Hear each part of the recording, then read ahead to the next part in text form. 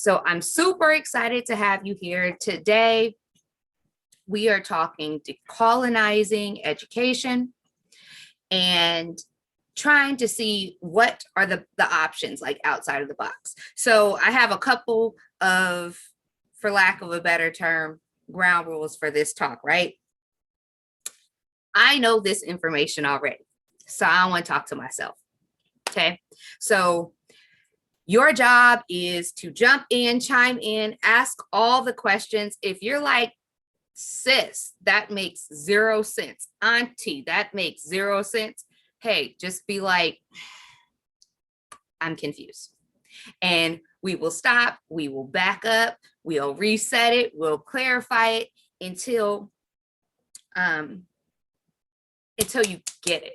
Because the reason to be here is to get it, and not just kind of understand it, but really get it. So you can go to your parents, or you can go to your spouse, or you can go to your friends and say, okay, but wait, there are options. We have choices. We can say we have, we have control, right? And that's what all of this is about. So I'm so excited to be here with y'all. So for those of you who don't know me, my name is Cherina Shaw. I am founder of the Melanin Unschoolers and the founder and facilitator of GOAT, which is BYLP's program, goals, organization, application, and transcripts. If your child is not tapped into that, they need to be, especially if they're in high school, and critically, if they are rising seniors or rising juniors, because guess what? Our kids graduate and they go to college wherever they want to go. And that really is just the bottom line of the situation. Our average student has 17 college acceptances. And we have never had a child finish our program and not go to college. So definitely tap into that. We meet every third Saturday. So I'm happy to see some of my GOAT kids in here. I'm happy to see some of the mamas in here. I'm happy to see our community together and hold space.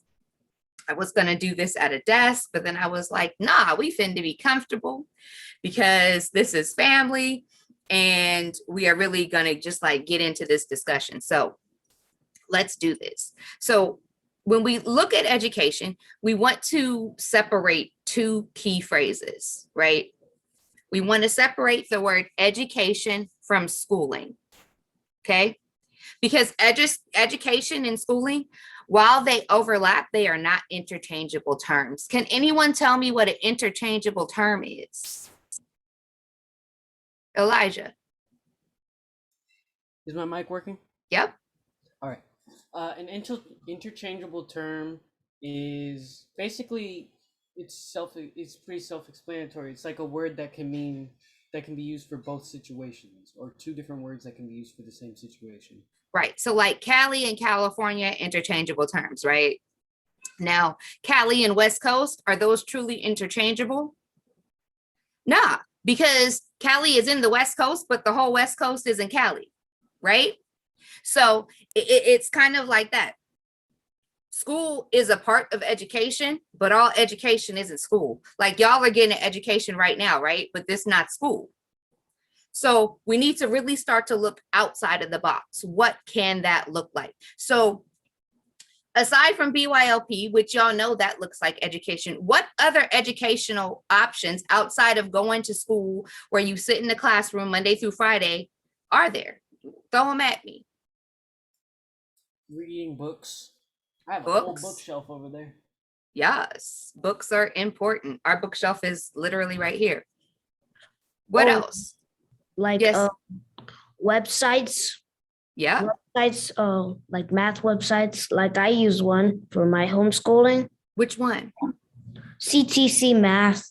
Okay. I've heard some things about CTC Math. That's what's up. What else aside from websites and books? Is your community, is that education? Your community? Karen just chimed in on the on the Zoom and said travel's an education. Anybody who's ever traveled and left their city or their state or their country, you come back learning a whole bunch of things, right? You come back feeling a different way about a lot of things. You know, you go in one way and thinking, oh, these people are impoverished. And then you find out, like when we went to Jamaica, all the houses were like half built, right? And we're like, oh God, they couldn't finish building their house. Because, you know, here, especially in California, when the housing boom happened, we saw all these half-built houses because people, you know, the interest rates went crazy and the market crashed, and then people couldn't afford the houses anymore, so they stopped getting built. Well, in Jamaica, the interest rates are ridiculously high. They're like over 50% sometimes, right? Which means the money that you have to pay the bank for borrowing the money is more than half of what you were paying. So if you have to borrow $1 from the bank, you got to give them back $1.50, which is like a ridiculous interest rate, right? They're usually, like for us, the interest rates usually range between 2, 3, 5%. So you have this really ridiculous interest rate. So what people would do is they would buy the land and own it outright, and they would get a room. And then they'd add a kitchen and a bathroom. And over the course of time, they have a whole house, but guess what? They're not in debt. And that changed how I felt about living in debt, right? And living in poverty. Yes, Elijah. I was reading Trevor Noah's book, Born a Crime. Mhm. He was talking about exactly that. That's how his family lived. Like they'd pay for like one room, and then they'd eventually save up enough money to add another room, and another room, a bathroom, a kitchen. It's exactly that, and that's how. Because when you do that, you don't end up in debt. The American way, where most of us buy a house, is we put a little bit of money down and then we make payments for 20, 30, 40 years, which means we're in debt. If you have a house in California, a small starter home is about $350,000. So to start, you're $350,000 in debt with a little house in California. So definitely, when you travel, that's education. What other types of education are there? Yep, Elijah? Learning from your elders. Like if anyone, like my grandma, I asked her for techniques on how to sew, and now I'm really good at sewing. Now I can, if I really wanted to, I can just sew my own clothes. So then fix any other clothes or anything. Yeah, sitting at the feet of your elders is definitely, Karen said the term mortgage literally means to pay until you die. That I did not know. But yeah, sitting at the feet of your elders is definitely an education, especially culturally, right? So we live in a community, in a time and space where a lot of us have lost our elders because, you know, our grandparents lived younger and they worked younger, and, you know, a lot of us didn't have the chance to sit and learn the cultures and the customs and things like that. And a lot of us are really working to bring that out.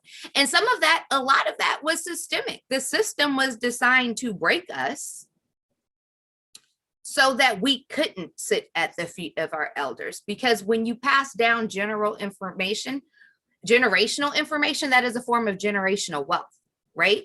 So just like they go and they work to break us from generational wealth, they work to break us from generational knowledge and generational education. Do you think, like with all the medicine that there was, do you think there's a reason that during colonial times and during slavery, they would go get Big Mama when the matron of the house had a baby? Because we had wealth, we had knowledge, we knew the land, we knew the herbs. So that's definitely forms of education. So in terms of schooling, what types of education do you find in schooling? I've heard, Sam, how do you go to school?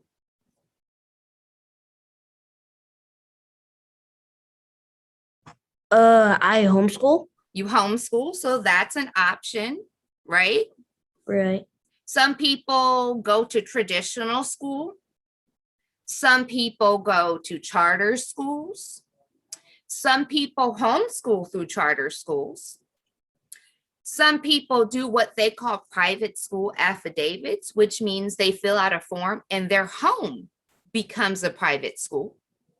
which in the state of California is how we homeschool, because the state of California has no official homeschool designation. And then in addition to that, there are religious schools. There are community schools. There are schools that are called immersion schools, which immerse you into a language or a culture, right? There are things called AB schools, which are schools that offer an international viewpoint of education.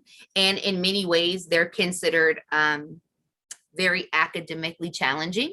So there are all of these plethoras of ways to learn and to educate. There's another one that is called unschooling, which is what I personally have chosen for my children. And it is a type of homeschooling that comes with an absence of a curriculum, but it's because the child leads. So as the parent, we guide our children, but the child lead in their interests, their wants, their desires, their dreams, what they want to learn, how they want to learn it. So there are all of these different ways of becoming educated. But about 90% of us attend traditional schools, right? Traditional public schools. So for those of you guys who have been in traditional schools, what has that felt like for y'all recently? Through COVID and even before COVID, what does it feel like to be a Black child in these schools? Brianna, how's it for you? For me, I find school very stressful. I don't particularly enjoy it. What do Yeah. you enjoy least? I'm like really not like a test taking person. So whenever we have like tests, that just really stresses me out. Test. Like I am not, my mom is on this call, by the way, y'all. Y'all say, hey, Miss Sherry. Okay. She can tell you I am not a test taker. I probably, every single test I've ever had to take was like, oh, she maybe doesn't have that. So I didn't strive in our education system until I got to grad school. Everything up until my first master's degree was a struggle. But once I got to the master's degree level, they don't test you because now you are creating research, not studying other people's research. And it was like, oh, because there's more than one way to know if someone knows something.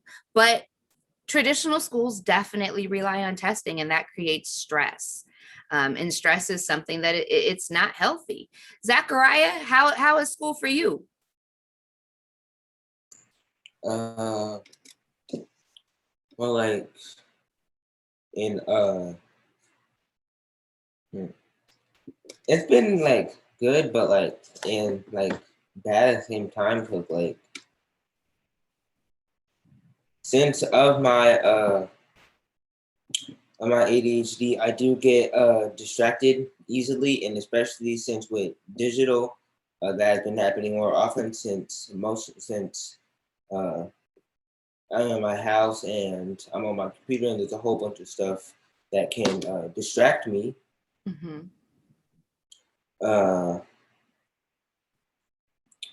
But just it's been just, I guess digital has been kind of hard, I guess. What about it is hard for you? Is it the organization? Is it just staying focused? Is it everything being in writing? It's kind of just being focused. And do you feel supported? Have they given you tools?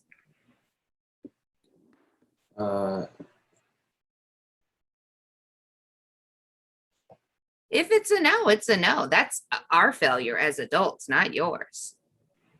So let's look at that. How many of you guys, since you guys have been on Zoom or even in your classrooms, struggle with focusing to pay attention? Either say yeah, unmute and say yeah, put your little hand thingy up and say yeah. So, okay, let's dive into that. So if you have a special exceptional needs issue, I'm going to tell you a couple things. One, ask for help.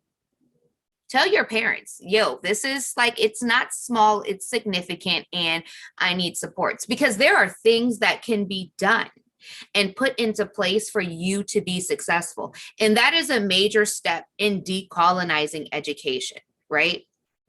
Because when we say, okay, we need help, let's intervene, we're now taking steps to make education not about everybody in the classroom, but about you. Your education is about you. And that is through what we call an IEP, which is an individualized education program. And there are so many things that can be done to support learners who have trouble with focus and attention, especially in a virtual format. So, as example, you can get access to an iPad that will help you have visual reminders of what's due and when. If you have a phone, listen, come to GOAT and I will help you set that up. It is easy to do, okay? You can have a visual planner that shows you what is next. There are watches where if your body kind of relaxes when you're supposed to be in class time, and so your heart rate starts to slow and it feels like maybe they're not alert, your watch will vibrate a little bit and remind you, hey, let's get back on task. So that's another option. Another option that can be a resource is there are pens, right? And notebooks where you can take your notes in real time and it will help digitize them for you. There is an app that is called, there's two, Kidspiration and Inspiration, where you know how when you're planning something in your English class and you make all the bubbles? Well, you can start writing an essay just by filling in those bubbles, and then the app will automatically turn it into an outline for you to help you stay on task. But if you're not telling the adults in your life, this is a serious issue for me, they don't know, and they can't offer you support, right? They can't lean into you. They can't love on you. They can't advocate for you. They can't say, Cherina it's not that she doesn't want to pay attention in class, it's that she can't pay attention in class. And those are two very different things, right? Because you can want to do something, but if you have a real legitimate focus issue, actually doing it is difficult. You might just need a fidget, which could just look like a piece of Velcro on your desk so you can do this with your hands, which keeps your body in itself so your mind can be focused on what you're doing. So there are so many options. And those aren't just for attention, ADHD, hyperactivity issues. Like if you have trouble with reading, there are resources for that can help you stay on task. If you feel like, God, I can't write fast enough in order to get all the notes, there are methods for you to be able to either get a scribe or to record your classes or to have your classes transcribed for you. These are all rights, and these are all your legal rights if you talk to your parents and go through the proper method for attaining them. Okay. Now, a lot of people say, okay, but if I do this, what about college? Right? It's a thing in college. Every university in the United States has an office called something along the lines of Students with Disabilities Office, right? They got one job. And their main job is to make sure that students who may have a disability or a special need has the resources and services that they need in order to become successful students and continue to be successful students. It's essential.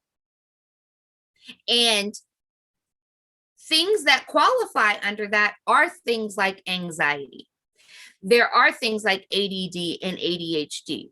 autism spectrum, PDD-NOS, which used to be called Asperger's, but we do not call it Asperger's anymore because we are not associating our children with the man who was a Nazi narcissist. And that's who Asperger was, okay? PDD-NOS, pervasive developmental disorder, not otherwise specific. Just a side note there. So if you have these resources, you can get extra time on tests. You can get extra time on quizzes. You can get extra time on homework. You can have your homework reduced because what is more important, quality or quantity, right? So you can say, okay, well, you have to do the even numbers only. For some people, it is about a timeline. So so-and-so can do as much homework as they can do in an hour or in 45 minutes. Yes, Elijah. I don't know which school did this, but a school did a study on after school research time for Mhm. like students, how long they stayed focused before they sort of went into a phase where they're kind of like, yeah, they're just kind of like looking around and they're not really focusing on it. And about the average time was 35 minutes to 45 minutes. Yes. So what they did or what they found was that after like the 45 or 35 minute time, they took like a 5 minute break, 5 or 10 minute break to do whatever they wanted. And then when they came back, they were fully like recharged and they were mentally ready to prepare themselves to obtain and sponge in more information. It's a Yes. lot better of a method than just constantly working yourself, which is what I did. I would just constantly. And what those are called they're called sensory breaks. Yes. And those can be written into your school program. And they are especially effective if your school is on what they call a block schedule, where you only may have 2 or 3 classes a day, but those classes last like 2 hours each. Those are called sensory breaks, and those are definitely essential components of IEPs. Like if after school it's time to do your homework, you should probably have a sensory break between leaving school and starting your homework, because your mind just kind of needs time to relax. I've gotten a couple of messages about anxiety. Anxiety is considered a disability under IDEA. And IDEA is the federal act that legislates special education and educational supports. As far as I'm concerned, in addition to many other special ed teachers, almost, oh my God, Michaela, almost every child who survived 2020 could potentially receive an IEP for anxiety, because 2020 was traumatic, right? 2020 caused a lot of fear, a lot of anxiety, a lot of hurt. There were a lot of people who lost people, or people who had close friends who lost people during 2020. So, it's really important to do that. Outside of an IEP, what are some coping mechanisms that we can use for anxiety? One, it's those sensory breaks, right? It's kind of knowing when you need to breathe, when you need to breathe, when you need to sit in yourself, when you need to be calm, when you need to do all of those things. Taking and scheduling moments of mindfulness throughout your day is essentially important. So don't just wake up and start run. Wake up, sit on your bed a couple minutes before you put your feet on the ground. Breathe, be calm in your breath. Make sure that your breath is soothing to you. Follow your own rhyme and rhythm. Do that several times a day. Another coping mechanism is keeping a journal. And your journal doesn't have to look like something that you write in constantly. It can look like an art journal. It can look like a rage journal. A rage journal is some place where you just go and you write words when you just can't even get it out, right? It can look like a doodle journal. It can look like anything that makes you feel better. Oh yes, photo journaling is amazing. It can look like anything that you do that makes you feel centered and aligned in your being and in your body, right? And decolonizing education is all about making this system, whichever system you choose to be in. Part of it is about choosing the system. And then within that system, it's about making the system work for who you are, right? For what your personal needs are. And if you are a young person, the most essential component is you communicating what your troubles are and what your needs are to your parents. If you are a parent, listen to your children. When they say, I can't focus, don't say, yes, you can. When they say this teacher is mean to me, believe them. When they say, I don't feel safe, believe them. When your children say, I didn't have enough time to do it, and you see them being focused and trying, believe them. And know that there are options and resources that bridge where your child is and where you want them to be, and where they want to be, even more importantly. Okay, so does anyone have any other questions about that? Chime in, Zachariah.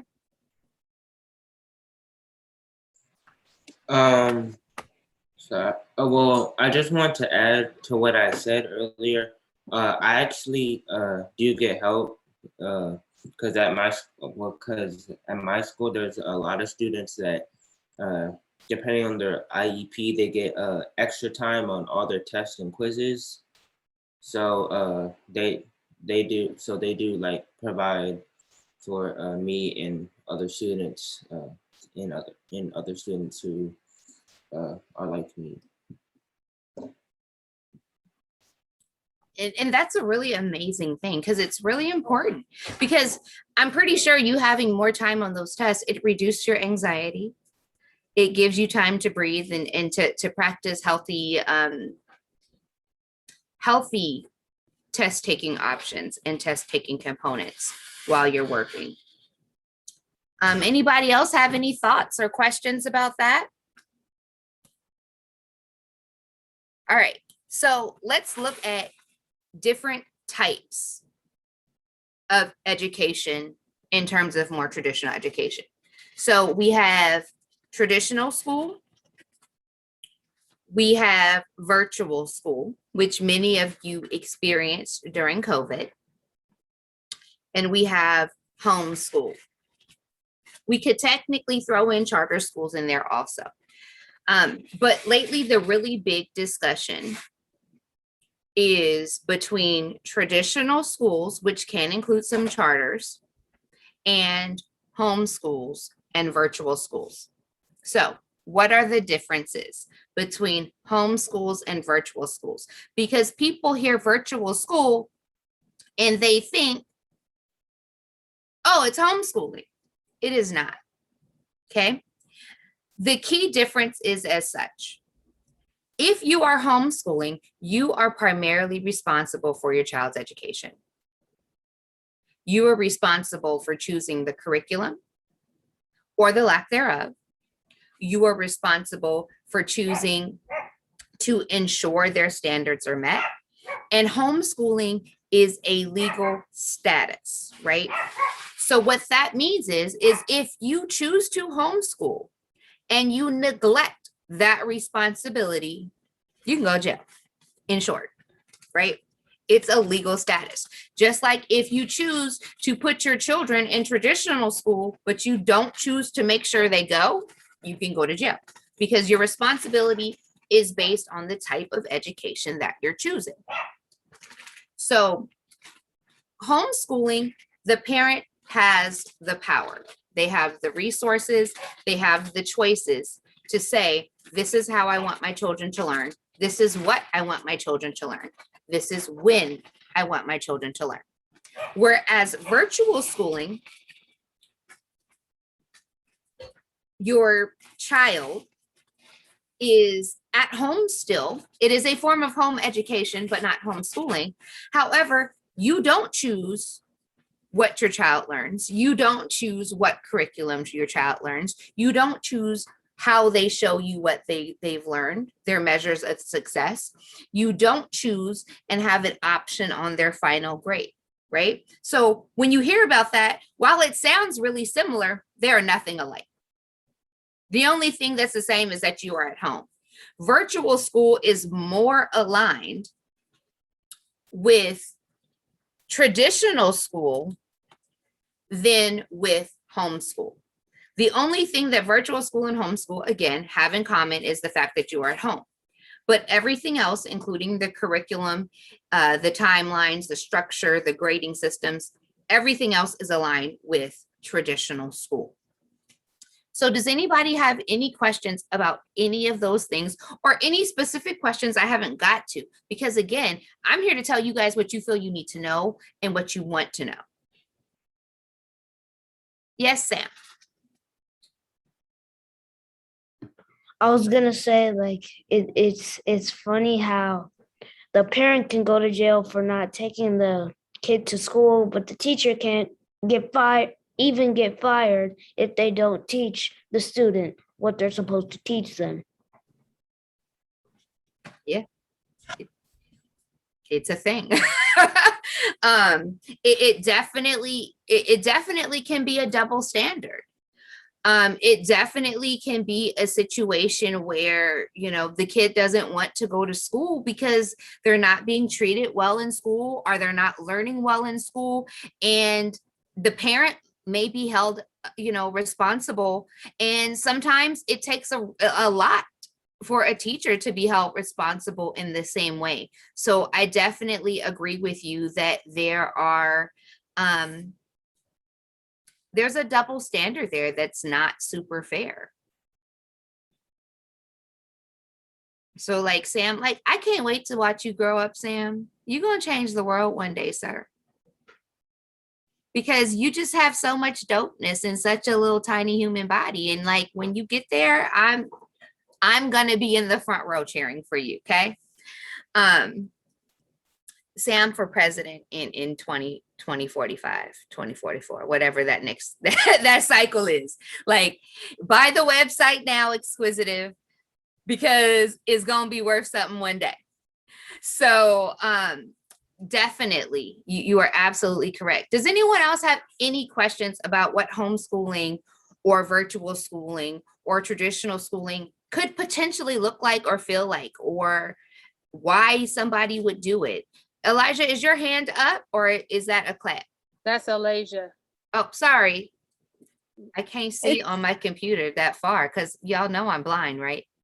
Oh, it's okay. Was that a question? Yeah, I just wanted to ask. You don't have to say yes or no. I just wanted to know if it's possible for public schools to do hybrid learning. Like, so a kid would go probably about like 3 days a week at school or like 2 days at home or something, or is it possible for like public schools to do that? I mean, technically, yes. There are some public schools that do it. It really depends on your school district. And it really depends on the model of your school. Most schools that you will find that do that in the public education realm are charter schools that may do it. There are a lot of homeschool programs that do it, and we do it through what is called co-oping or umbrella schooling. The only struggle that sometimes people have with the hybrid model is when the hybrid model comes from traditional schools, the model is truly not hybrid. You're only in the building for 2 days, but just like virtual schooling, they give you everything that they want you to do that fills your days for the 3 days when you're at home. So are you really having a homeschool experience where you get to learn through the world and through your community if on the days when you don't have school, you have 7, 8, 9 hours worth of work? You see what I'm saying? So there are options both in the homeschool realm, in the charter realm, and in the public school realm, but you have to be very careful of the expectations that are set for you on the days when you would not be on campus? Are they truly free days, or are they work at home days? And work at home days is code word for we're going to tell you what you want to do when we're not here. And I have a feeling you will see that model increase in the fall, because although they are opening public schools, the COVID rates aren't looking too great, especially with the Delta variant in terms of younger children. They're becoming more infected because the Delta variant is having a higher infection rate for younger children, and younger children are getting sicker with it. So it is something that definitely you will see more of in the future. However, you want to be very, very, very specific. Ask questions of the administrators if you don't see on the website. Like if you look on the school website and say, okay, you know, what are the expectations for the days that I am not here? What happens if I say on the days when I'm not here, I want to learn through community education. I want to learn through, you know, other forms of education, and see what they say. Are they supportive of that? Do they say, well, we'd love for you to do that after you finish your work, which basically means that they expect you to now work 12, 14 hours to do what you want to do, which is not reasonable. Okay, a person, an adult person who would normally work 5 days a week works 8 hours a day. An adult person who works 4 10s, which we would consider really, really long days, they work 4 days a week, 10-hour days. Those are the people who are like, oh, that's a really long day. So to expect our children to do 12, 14 hours a day is too much. Yes, Karen made a really good point in the chat. It says, I think it would be clear if the public schools call it hybrid attendance versus hybrid schooling. That is very, very, very, very accurate. So, and then Kathy said, public schools have to follow the Department of Education's guidelines. Yes, they do, but the Department of Education's guidelines aren't all that strict. The Department of Education mandates 181 days of school per school year. And how 181 days of school year look that's dependent on district policy. Okay, so in theory, a district could do 3 hours a day of schooling. And that's all that this child would have to do. And they do it. In your continuation high schools, for example, I used to be the vice principal at Rio Casadero in Elk Grove Unified.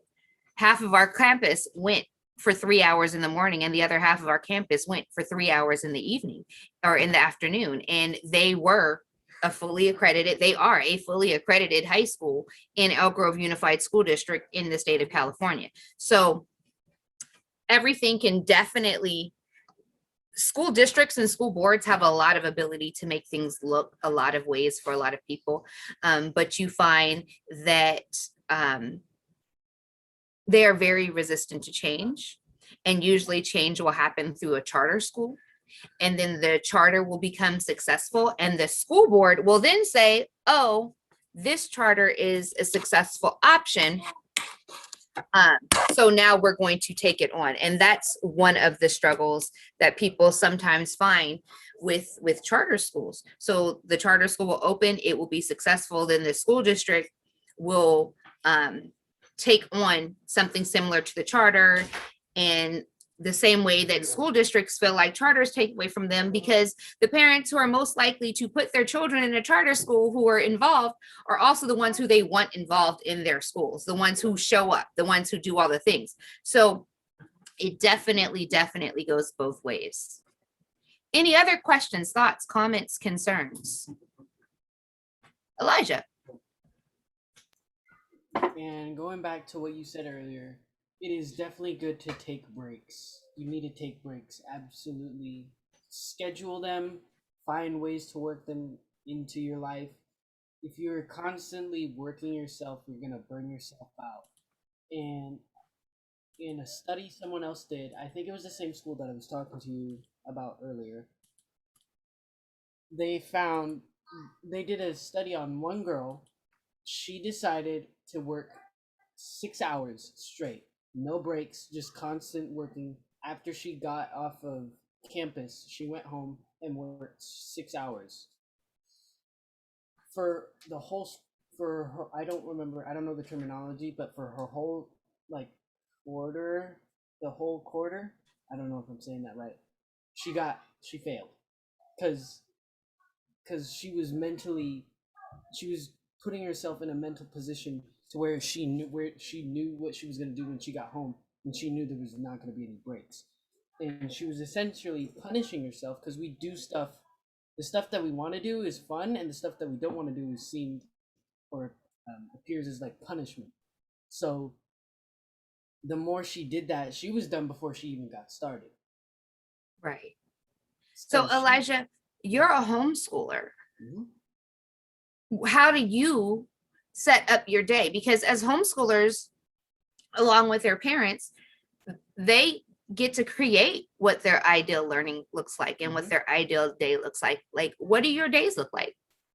Right now, I don't have specific classes, but well, no, I have classes, but just not like math, English, not like that. I have an art class that I'm doing, where it's asking me to draw these specific characters, different turnarounds of the characters.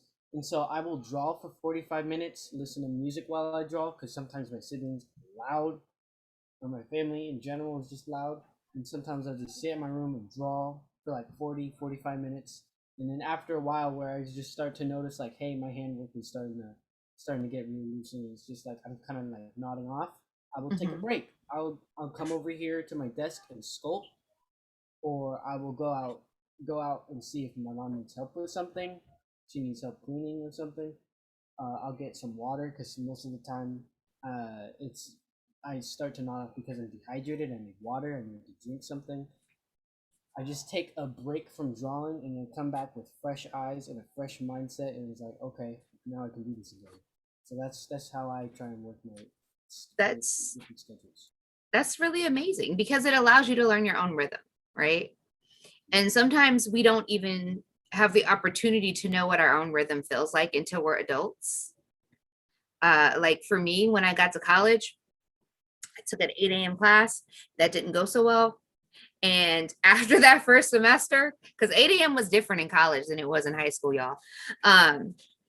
After that first semester, I never again took an 8 a.m. class. It is not my strength, because I knew my body was not pleased at 8 a.m. So I made the choice not to do that. And I was able to tailor what was best for me and make those choices. So how else can you guys make those choices? What else what else can happen in your education so you can kind of reclaim your own space and time? How many of you guys use a planner, students? Oh, none of you? Well, I mean, I know mine do, but they don't count right now. I use a Alasia, planner, what kind of planner do you use? like just a regular plan. Like there's like I remember in like sixth grade, like teacher saying like it was like college planner or something. Okay. I don't really know the difference between planners. It's been like 3 years. I mean, I used a planner last year, but since we're on summer break, I haven't used one. But I Come do to use GOAT. planners. We teach you to do that. Oh yeah, But planners are so important. Okay. Planners are how you create the time and space for you.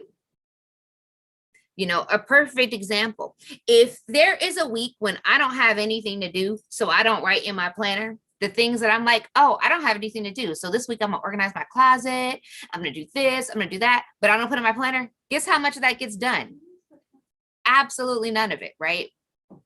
But on a week like this week, when I'm really, really busy and I'm teaching every single day and I'm doing different things, and if I put something in my planner, if I'm like, oh, clean the fridge at 2:00, the fridge is absolutely going to get cleaned at 2:00 because I know that there is no other time in the remainder of the week for me to do that. So using a planner is one of the greatest tools that you have yourself and one of the greatest investments you can make in yourself. For people who are learning to plan, I always suggest the passion planner or the law of attraction planner. The passion planners are the ones that we have worked with GOAT for the last several years. For people who are really experienced on planners and really know what they want, there is a company called Purple Trail, and you can customize every single page of your planner. So Michaela and Sydney, who are on here, well, Michaela's sitting next to me, Sydney is on the Zoom. Michaela and Sydney, who are on here, they are customizing their own for the upcoming school year based on what they want, based on, you know, finding the things that focus their attention. That's a part of taking control of your time. And what that can look like for you is, okay, if I know that I'm going to study from 4 to 5, I'm also going to put my phone on airplane mode from 4 to 5. So I can't get a text message from my friend talking about X, Y, and Z. I can't get interrupted. Now, if your parents aren't home from 4 to 5, make sure that you put them on unblock so they can get their call through, but nobody else can. So that is definitely a way to do that, regardless of what type of education that you have. Is there anyone here who was in a charter school? Jada? Yeah, I went to a charter school. How was your charter school different from the local public? I guess when I was younger, I didn't really understand it, but like it seems that we had a little bit more freedom in the way that we were learning. We were able to do like more things. Like we had like a lot of assemblies and like I remember us learning a lot of different songs. So like, you know, the different months that would come up, like Black History Month, it was actually like a thing for us at school, and we would like actually dive into things more deeper versus when I went to public school, it was just like, oh, it's Black History Month, but today we're talking about the presidents. It was just a different way of I guess learning. And then like the way like our punishments were, it wasn't like suspension type things. It was more like in-house, if that makes sense. So I don't really remember a lot of us getting suspended for getting in trouble. It was more like, well, you're gonna sit in the office with me until you get your act together. And then we're gonna send you back to class because I know you got it in you. And I'm gonna talk to your mom. So it was like a time in versus a time out. Like Yeah. when I work with my parents, I don't encourage them to give their children timeouts where you're excluding the child. I encourage them to give them time ins where you're bringing them into you. Yes, exactly. And like what Elijah is saying, we would actually perform it in front of the school. We have big assemblies, and I just remember, I mean, when I went to public high school, we still did those, but it wasn't like the charter school. Right. Yeah, and we had to wear uniform, but I think that's all charter schools, maybe. Not all of them, but Oh. a lot of them do. Okay.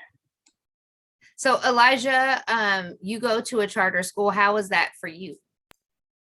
For me, it was pretty good. There wasn't a lot of like negative. There wasn't any negative like experiences that I can think of at the moment. Not any like class confrontations or like I accidentally spoke up when the teacher was talking. The teachers that I worked with, I forgot their names. The teachers that I worked with, they were pretty calm about me just like raising my hand when they were talking in the middle of the thing, and they were like, yeah, what's up? And they're like, are you, I'd tell them like, I'm having trouble with that specific thing. And they'd go back and they'd restate it, and I'd have to like try and, I sometimes drew instead of wrote, like I sometimes specific shapes or drawing specific characters related to the subject helps me remember it and solidifies it in my mind a lot better than writing it. So they were flexible. Yeah, yeah. That's a major key, is flexible. But in Mountain Oaks, the previous, that was a charter, right? I think Mountain Oaks was a charter. Yeah, Mountain Oaks was a charter. Some of the classes were not as flexible. So I definitely had a few struggles in some of the Mountain Oaks classes. But with the classes that were not flexible, did you have the choice to not take them? No. Yeah, you did. Your mom said you had to take them. No, oh my God, I'm sorry. You stated that weirdly. I'm sorry. No problem. Alasia. I would like to like say that like I feel like charter schools was so much better than public school because my whole haven't been to a public school ever since 7th grade, like up to 7th grade. My mom switched me into a public school.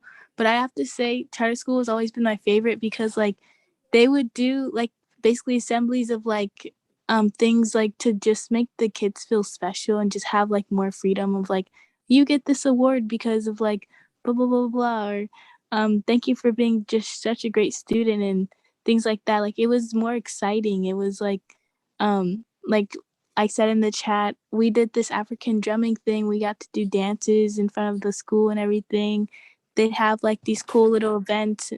And I liked it because this is just going off of like elementary, but our teacher, like, it was so much, I feel like it was so much more easier to learn things. Like, because it would be like we'd have breaks and we'd have like certain classes, like, at a day, and it was more of like instead of just like academics of this like math and like history and science, it was actually like we do art and we do like instruments and then we do like all this other kind of stuff, and it was just so much more better than public school because you have all these different classes in public school. Like you have to worry about like buying new clothes when they're just uniform, and if you don't come to school with the uniform they give you one, and it's just so much like less stressful. Like, and I would rather, like, if I had the chance to go to a charter school again, I probably would.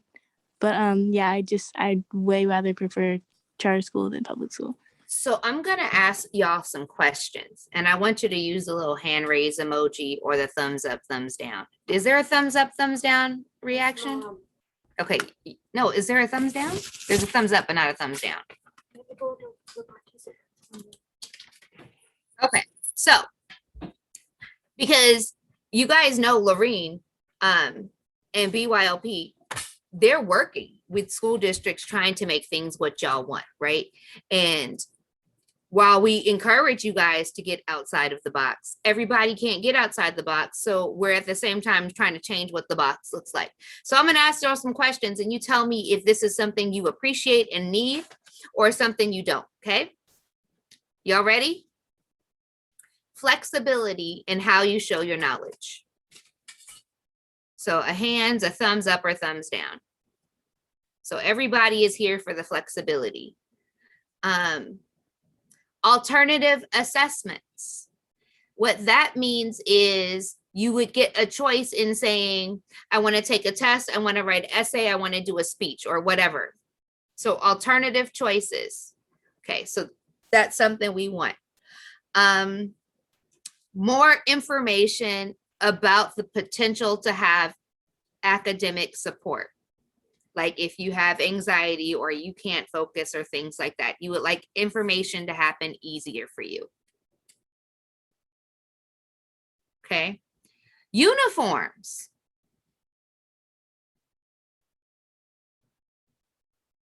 Okay, we got a couple for the uniforms. We got a no for the uniforms. All right. She said, nah, I'm cute. Okay, so that's important to know. Being loved on, being celebrated. Like you want your schools to celebrate who you are. And not just because you're the best academically, but because of who you are for a variety of different ways. Okay. You want scheduling flexibility, like hybrid options. Okay, noted. More community opportunities. So opportunities for you to learn in your community or have community members come into your school.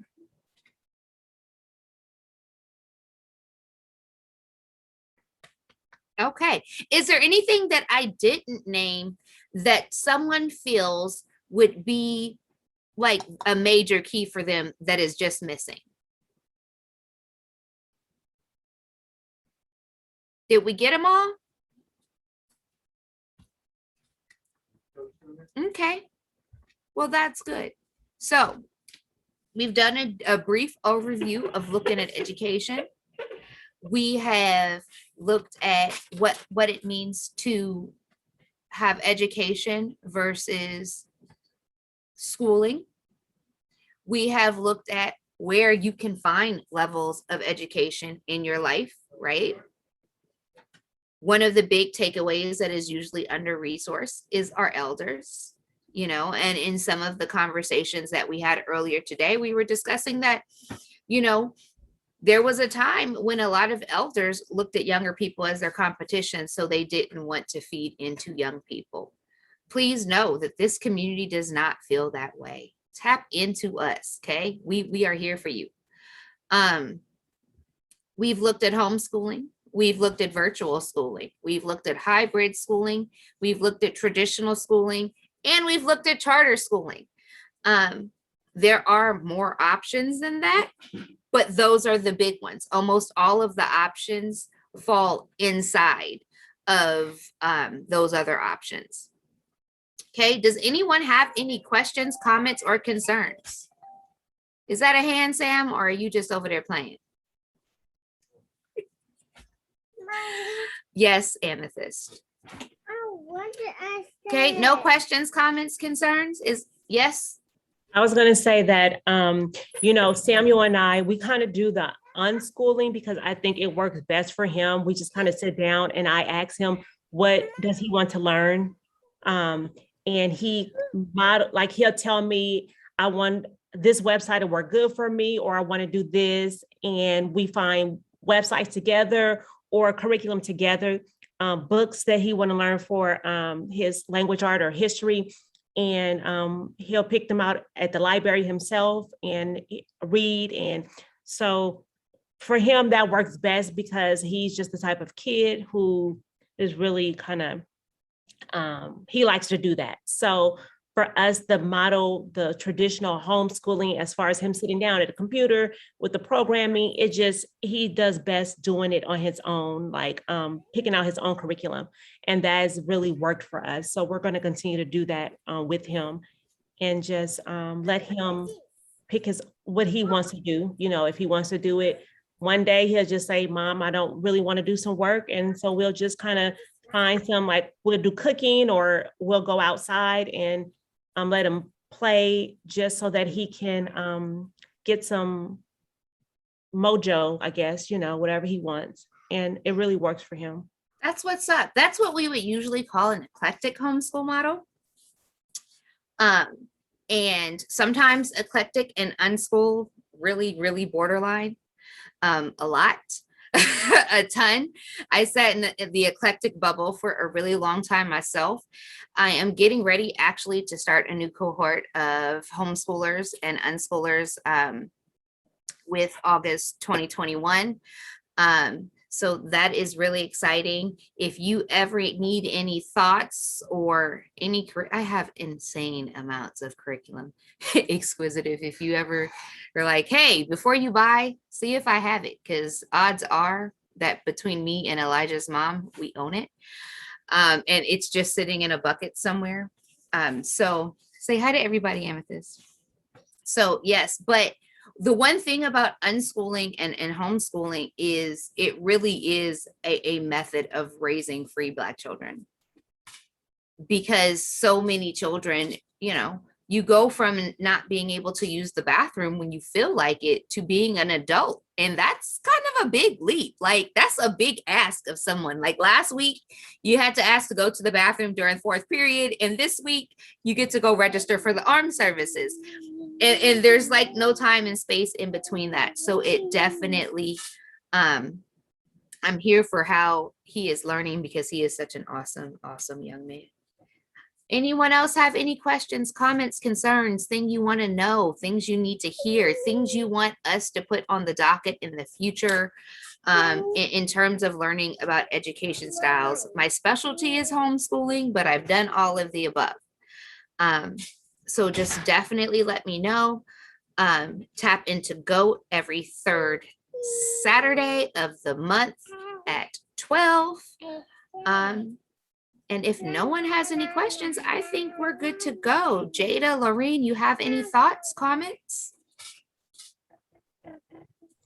No, just thank you for a beautiful session. Okay, go ahead, Lorene. As always, thank you for the knowledge that you give so freely. And the fact that we have an opportunity to present options, not really tell people what to do, but to present options to tell them what is possible. I think that that's an amazing thing, and that you're not hoarding the information that you know. It was hard for me to give options because I want to tell everybody to homeschool. I So know. if you wanted to know where I like, if you want to know where I fall on this spectrum, if you have the ability to pull your babies, please do so, Please. because there is no reason that your children have to struggle in the system while we change it. They don't need that in their life if there is an option. And that is what I do. It's what I do for a living. I teach people how to homeschool their children. People homeschool their children with jobs. People homeschool as single parents. All of these things happen. And happen all the time. The homeschooling community is really, really deep. There is a lot of us. You just don't know it. So being equitable today it was a struggle. It was a challenge, but I'm really happy, and I hope that it really helped. And also in GOAT, because I just received Amethyst. Can you give me like 2 minutes? I'm almost done. Yes. In GOAT, I just received a question. Yes, I will support kids who need IEPs in GOAT. Yes, I will work with parents who need IEPs for their children in GOAT. And we will do the advocacy portion. We like to Yes. contact schools. I absolutely, in GOAT, I'm gonna give these children whatever it is they need. Put it like that. Like, they are, once they are mine and they show up on a consistent basis, like these are my babies. You just got to be okay with sharing them with me. So yes, like, we will meet those needs, and we will work to meet those needs, and we will continue to work those needs. If you are like, hey, I really want to homeschool, I don't know how to do that, go to Facebook on the Melanin Unschoolers. I'm actually launching an intensive for August, which is basically everything you need to know to, by the end of August, have a fully functioning, vibrant homeschool. And the key word is vibrant, because we're about homeschooling with head and heart. We're not about mimicking the school system. We're not about getting your children so stressed they got to be on meds. We're not about graduating children by the time they're 14 and having them go to colleges as 14-year-olds. We're about children living with joy, and we're about homeschooling with head and heart, so that these children can become adults who don't have to recover from childhood, right? That's our goal, is to have children who are adults who don't need to recover from childhood. And for my children, BYLP has been a huge component of that and of their growth, because here we take children where they are. We take families where they are. We are not just, child-centered. We are family-centered. Like Amethyst is here today because we understand people got kids. I got kids. You got kids. We all got kids. We want to see them. We want to love on them. So know that wherever you are in your educational journey, wherever your children are, we are here to meet y'all there. And we are here to help you create the ideal life for your children, because education is such a huge part of childhood that you can't have an idyllic childhood if you don't have an idyllic education. It's just not possible. Somewhere where you are 8 to 10 hours a day, you can't say my childhood was great, but I spent 8 to 10 hours a day in some place that makes me miserable. So that is all I have to say for y'all. It is 4:05. I went 5 minutes over, which is the most on time I have ever been in one of these talks. Facts. See, it's that vision boarding thing that Cherie was talking about, because I talk for a living now, whereas 3 years ago when we started, I was not a speaker for a living. So now I'm getting good at timelines. So definitely chime in. We hope to see y'all and go chat, tap in for the rest of the week. There are some amazing people coming up. My best friend is teaching tomorrow, Chef Leisha. Prentice will be here tomorrow. Prentice Powell, national poet. He's doing a writing workshop with the students. If you have friends, have them join you. Did y'all see my face when she said Prentice? Because he just that sick. You can't do nothing but. Because some realness is going to get on the table when Prentice in the room. So I love y'all. You know, be blessed, reached out to me. Y'all know how to find me. Why Black mental health matters is tomorrow. That is a whole thing. It is a major key. Parents in the room, we got to stop acting like mental health isn't a real thing when these babies have just lived through a whole pandemic. We have to stop stigmatizing mental health issues and saying, oh, well, if you diagnose them, then they can't get X, Y, and Z. Yes, they can. They can be. I'm a whole human with bipolar, and you can count my degrees on 2 hands. Now 1 hand too. Yep. And I'm almost out of fingers. Like 1 more degree, I'm out of fingers. So, you know, why Black mental health matters. That's how we're kicking off tomorrow morning at 10 a.m. So chime in and take this as a resource. Y'all, please say hi to Amethyst so she can leave y'all alone. Hi, Amethyst. Hi, Amethyst. Everybody said hi. Hello. Hey, Amethyst. Hey. Yeah, that's the family. All right, I love y'all. Y'all have a great day. All And right. I'm so happy y'all chimed in. See you soon. Thank you. Bye. Thank You're you. welcome. Bye. Thank you, Cherina. You're welcome, love. Hi, Amethyst.